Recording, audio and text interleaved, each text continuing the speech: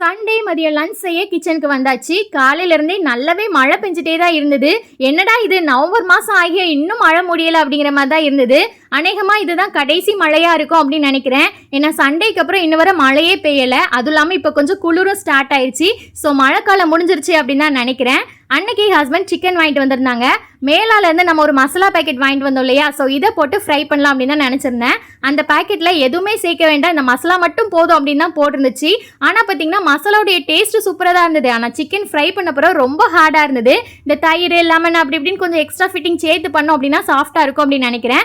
Next time பண்ணும்போது அப்படி பண்ணலாம் அப்படின்னு நினச்சிருந்தேன். அப்புறம் லஞ்ச் பார்த்தீங்கன்னா மட்டன் பிரியாணியும் சிக்கன் ஃப்ரை தான். அப்புறம் சண்டே அப்படின்னாலே மார்க்கெட் போய் அன்னாச்சி பழம் வாங்கிட்டு வருவோம். எப்போல்லாம் இந்த அன்னாச்சி பழத்தை நான் வீடியோவில் காமிக்கிறேனோ அப்போ ஏதாவது ஒரு சிஸ்டர் கமெண்ட் பண்ணுவாங்க, எப்படி இப்படி அழகாக கட் பண்ணுறீங்க அப்படின்னு. இது நான் கட் பண்ணல, கடையிலே தான் கட் பண்ணி கொடுத்தாங்க.